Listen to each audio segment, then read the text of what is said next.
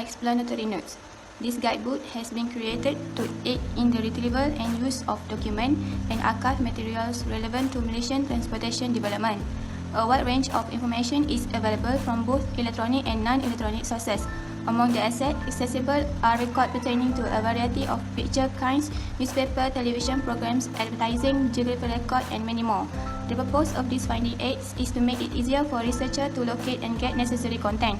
All items are listed according to the kind of collection and index rules with suitable pages that make it simpler for scholars to find the further they're looking for. Furthermore, descriptions are supplied on each list archive item in order to retrieve the content more quickly and precisely. Introduction. Tun Viti Sambanthan is the first president of Malaysian Indian Congress (MIC) and indirectly, he is one of the founding fathers of Malaysia together with Tunku Abdul Rahman and Tun Tan Chen Lock. From 1955 until 1973, he served as president of MIC. Tun Viti Sambanthan is regarded as one of the most influential Indians, having played a critical part in Malay's independence. He is also known for bringing the MIC into a multiracial alliance in 1955, which helped to establish the Alliance Party as a party representing the three major races in Malaysia and Malay.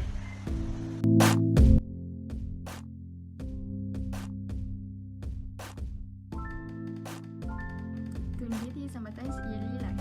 Viti Sambanthan was born in 1919 to a rubber plantation owner in Sungai Siput, Perak. His father arrived in Malaya in 1896 and was one of the first rubber planters in Perak, Sungai Siput. He owned multiple rubber plantations. He inherited the estate and continued his father's concept of enhancing the welfare of his workers when his father died. He continued his studies in the field of economics at Annamalai University in Tamil Nadu, India, after completing his secondary education at Clifford High School in Kuala Kangsar, Perak. He is an avid sports fan as well as a bright, pleasant and enjoyable student. Sambanthan was fascinated by Mahatma Gandhi while studying in India. He was also a member of the Quit India campaign. As a follower of Mahatma Gandhi, Sambanthan recognized the value in a nation seeking independence. Sambanthan's interest in Malayan politics, particularly in seeking independence for his motherland, was spurred by Gandhi's influence. In 1953, he founded the United Indian Council of Perak on this foundation. In the same year, he was named chairman of the Perak MIC. The visit by Vijaya Lakshmi Pandit cemented Sambanthan's reputation as a major MIC politician. Vijaya Lakshmi visited Malaya in 1954 on the request of Sambanthan, and despite the emergency, she visited Sungai Siput and inaugurated the Mahatma Gandhi Tamil School. The 1954 meeting between Sambanthan and Vijaya Lakshmi enhanced Sambanthan's profile and aided him greatly in his campaign for the MIC presidency in 1955. He was elected to the North Kintal constituency in Parliament in 1955. He founded the Mahatma Gandhi Tamil School in Sungai Siput, Perak 8 years later in 1954. He also pushed for the use of English as a medium of instruction in Tamil schools in Perak, as well as the conversion of the South Indian Immigration Labour Fund into an education fund to help children of plantation workers. The Perak State Department named him to the Board of Councillors in acknowledgement of his accomplishment. He was acceptable to the Malay leadership because he prioritized culture and language rights over political rights. The year 1955 marked a watershed moment in Malaya's journey to self-government. Sambanthan was immediately involved in the election campaign once the British administration consented to hold the first federal elections in July 1955. After discussions with the Alliance, MIC leaders were given the opportunity to run for 2 seats in Batu Pahat Johor and Sungai Siput, Perak. In the election, the Alliance won 51 of the 52 seats up for grabs. Following the victory, Sambanthan was appointed to the Alliance government's cabinet and sworn in as the Labour Minister.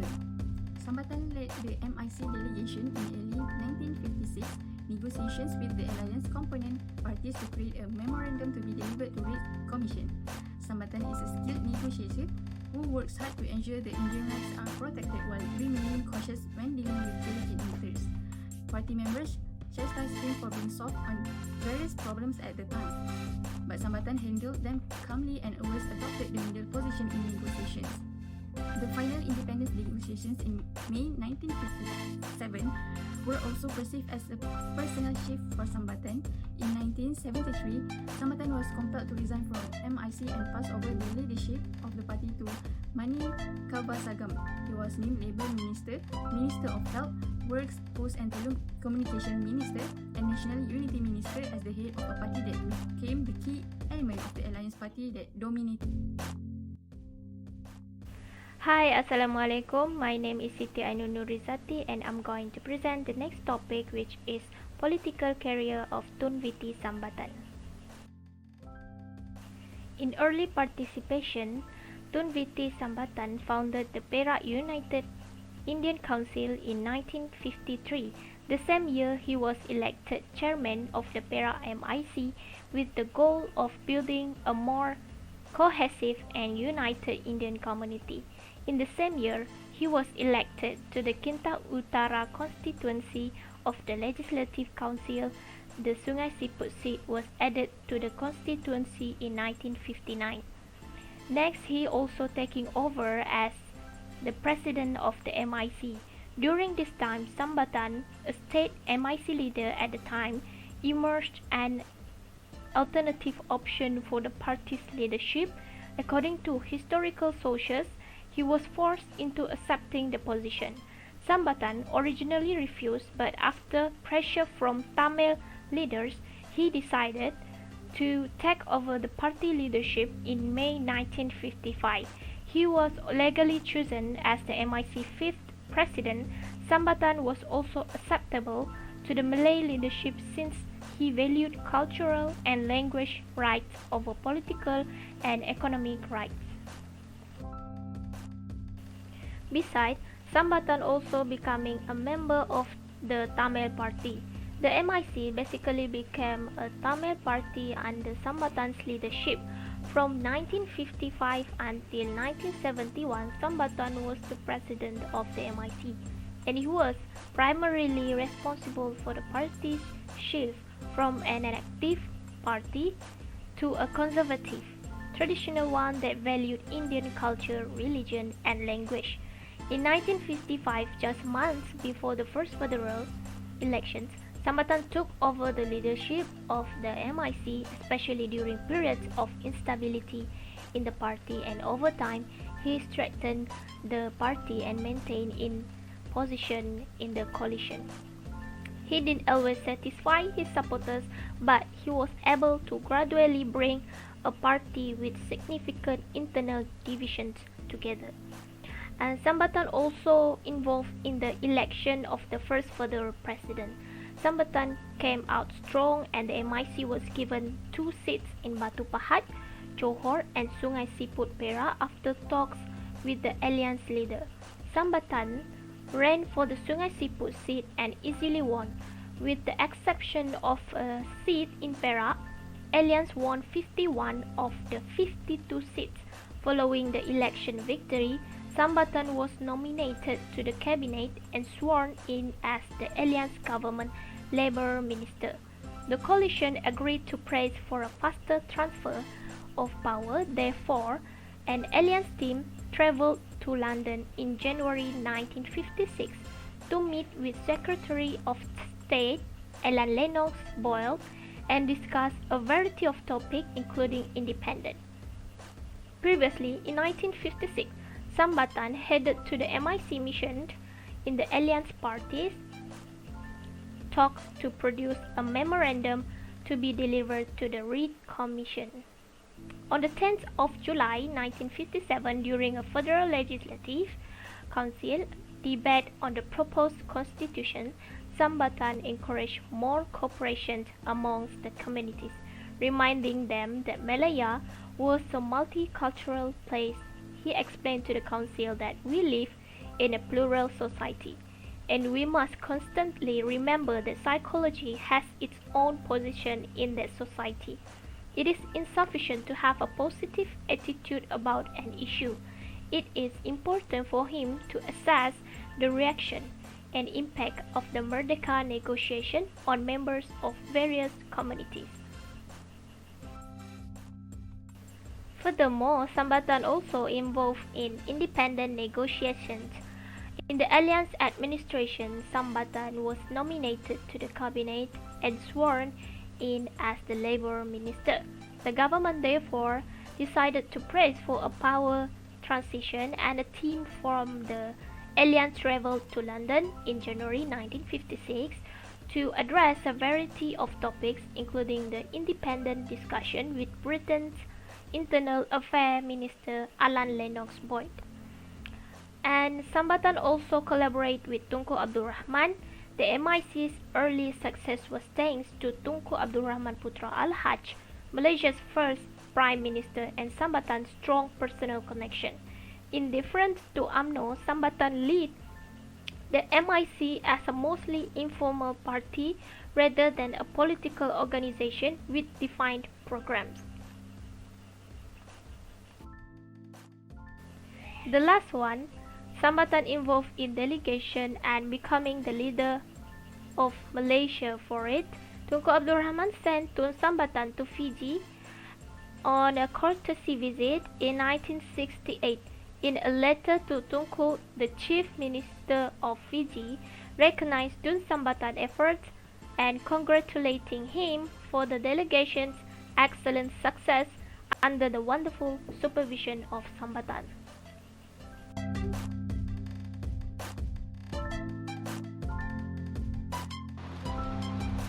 A very good morning to Madam Senator Isa. My name is Devina Mala Anak Maui, and today I'm going to present for the next presentation. And my point is I'm going to present for the chapter 3, which is the personal life of Tun Biti Sambanthan.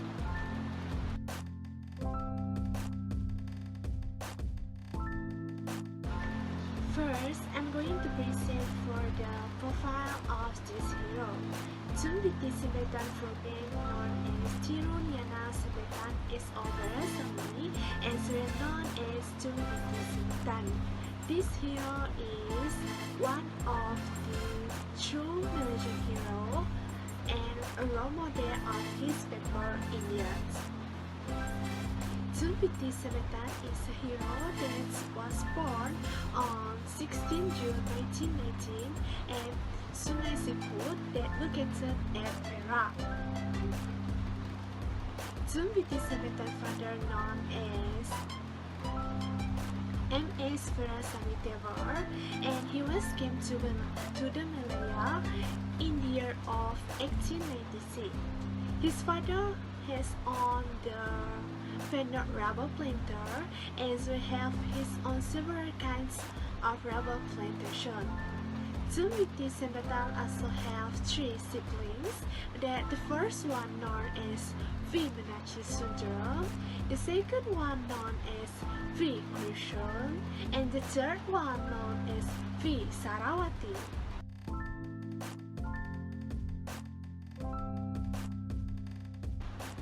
After that, for the second point is the education. Tun Biti Sambanthan has continued his education, and Chilford High School was a place of an early education of Tun Biti Sambanthan that in Kuala Kangsar that located in Perak.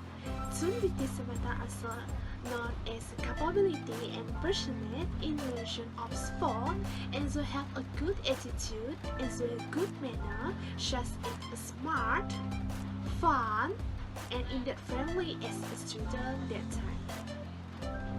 Tun Biti Sambanthan also have a capability to completing his education as senior Cambridge. After that, Tun Biti Sambanthan take a step to continue his education at Annamalai University in Tamil Nadu that located in India.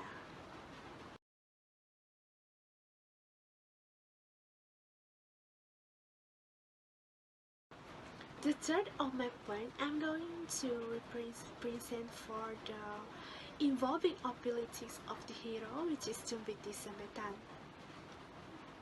Tun Biti Sambanthan has started involved in politics within the intention as well to develop to unite Indians. So that Tun Biti Sambanthan in the year of 1953 has capability to organize the United Indian Council of Perak as the beginning of his intention. He also available and successfully appointed as Perak Malaysian Indian Congress MIC chairman at the year of 1953 also. After that, in the year of 1955, Tun Witi Sambanthan assumed hero that was elected as a MIC Malaysian Indian Congress president.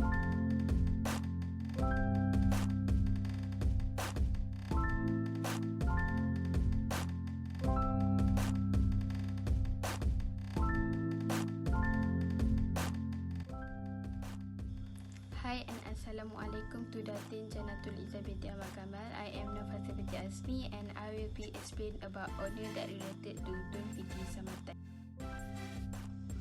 First honor that Tun Witi Sambanthan has is get appointment of cabinet members. For your information, in 1995, Malaya in the process towards self-government, Tun Witi Sambanthan was directly active in electoral politics once the British authorities decided to hold the first federal election in July 1955. He has overcome obstacles and following talks with Alliance and Malayan in the Congress official that has been sent to contest 2 seats in Batu Pahat Johor and Sungai Siput Perak. Tun Witi Sambanthan has ran for it and won the seat of Sungai Siput. He has won 51 of the 52 seats in the election. As the result, Sambanthan was selected for the Alliance government's cabinet and sworn in as Labour Minister. His aim to enhance the living condition of farm labourer and low-income group, and he was the driving force behind the formation of the National Land Finance Cooperative Social in order to better organize agriculture management. Next, Tun Witi Sambanthan has been a member delegation to London to negotiate independence for Malaya. As a President Malaya in the Congress during this important period transition, he was worked closely with Alliance Party leader, which is Tunku Abdul Rahman. And for your information, both of them also developed a close personal bond. Tunku Abdul Rahman has described Tun Witi Sambanthan as lovable character, gentle and very easygoing person. Despite the of outward appearance, Sambanthan was top politician. As we can see at the picture, Tunku Abdul Rahman was accompanied by him most of the delegation. First, when Tunku Abdul Rahman left Kuala Lumpur for London to attend Commonwealth Conference. Second, when they come back from the independence negotiation in London in 1956. And the last one at visit meet Tun Witi Sambanthan retreat group at Italy. The last honor about Tun Witi Sambanthan is a movie has been created about him. The title is Sambanthan, and this movie dedicated to him, which is the first president of the Malaysian Indian Congress and one of Malaysian founding fathers with Tunku Abdul Rahman and Tan Cheng Lock. This significant person, who was one of the major Indian leaders who played an essential part throughout Malaysian independent campaign, will be the subject of the biographical film. Tunku Abdul Rahman, Malaysian first Prime Minister, will be played by Datuk Jalaluddin Hassan and Mano Miniam as Sambanthan. This film was screened in Tamil and that was screened on 24 August 2014. This film, which tells the story about Tun Witi Sambanthan, is a historical genre and biography that screened for 1 hour and 54 minutes. For general knowledge, Phenomena Seni Produksi is a distributor for this film. And this movie star which Kisu Kumar Armum, Rati Teri Muniandi and Muhammad Hafizuddin. And the director for this movie is S.T. Baladan. In this part, I will talk about contribution of Tun Witi Sambanthan. Tun Witi Sambanthan had promoted education and thrift among Indian workers and lobbied for the introduction of English language instruction in the Tamil schools in Perak and for the transformation of the South Indian Immigration Labour Fund into an education fund for the children of plantation workers. On 14 August 1954, Tun Viti Sambanthan had established a Tamil school named Mahatma Gandhi Kalasalai on his estate with the help of British officials. At the time, the school was inaugurated by Puan Vijayalakshmi Pandit, who was invited by Tun Sambanthan. His purpose in establishing this school was to provide education to the children of the workers on the estate. Children studying in this school had the opportunity to learn English because at that time, Tun Sambanthan had agreed to include English language lessons in all Tamil schools in Perak. Tun Viti Sambanthan has provided a bus service to the estate students so that they can further their schooling in the city. At that time, transportation facilities were very little or almost non-existent in the interior. Transportation facilities are only concentrated in more developed urban areas. This situation has made life difficult for residents in rural areas, especially students who want to continue their schooling in the city. To overcome this problem, Sambanthan has provided a bus service to facilitate students who want to further their schooling in the city. Tun Sambanthan established the National Land Finance Cooperative Society (NFLCS) together with K.R. Somansundram in the 1960s. The association was established because in the late 1950s and early 1960s there was fragmentation of estates. At that time, thousands of Indian estate workers were laid off. He believes cooperatives are just a way out of the problem fragmentation. In conclusion, as an Indian leader, Tun Viti Sambanthan has contributed a lot in advancing the Indian community in a various fields. Through the socio-economic activities carried out, he has highlighted the characteristics of leadership that are in line with the aspirations of Indians in Malaysia. For his services and contributions, Tun Sambanthan was awarded the PMS Medal in August 1959 and the SSM in June 1967. He was also awarded an honorary Doctor of Law by the University of Malaya in July 1971. During his tenure as Cabinet Minister, Sambanthan has rendered so much service, especially in relation to the unity of the multiracial people.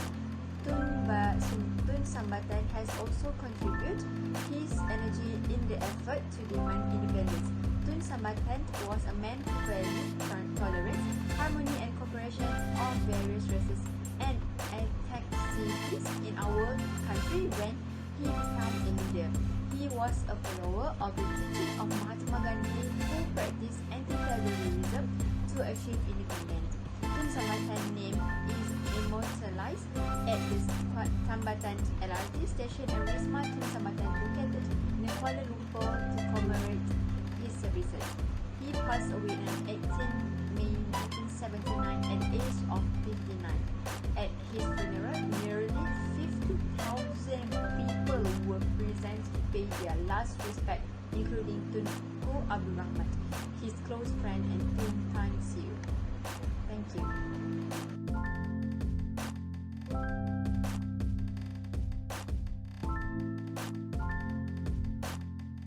In 1960, Tun Viti Sambanthan touted the idea of social cooperative to help plantation workers during the British land sale-off. Tun Sambanthan and K.R. Somasundram worked closely to purchase their first estate at Bukit Sidif in that same year. The cooperative was later called National Land and Finance Cooperative Society (NLFCS). He toured rubber plantations to persuade workers to buy shares in the cooperative. A worker with a registration fee of $2 and a share costing $100, payable in installments, could buy a stake in a plantation. When he died in 1979, NFLCS had subsequently purchased 18th estate with a total area of 30,000 acres planted with rubber, cocoa, oil palm, coconut and tea trees. The number of members increased to 85,000 people. For his efforts in mobilizing the cooperative, he has been named the father of the cooperative. Tun Sambanthan founded a weekly newspaper called Malay Nandu. The editor of this newspaper is V. Minachi Sundram and his publishing office is located in Sungai Siput. This noble effort is to encourage the publication of newspaper in the country and not from abroad anymore. In this newspaper, the bad consequence of toddy addictions have been reported. This is because at that time, many estate workers like to drink toddy and suffer from addictions that had ruined their performance in their jobs. Estate workers have also wasted a lot of money in buying toddy drinks. This causes many Indians live in a state of terrible differences. Tun Sambanthan proposed the transfer of the South India Immigration Fund to an education fund for the children of his estate workers so that they could benefit from it.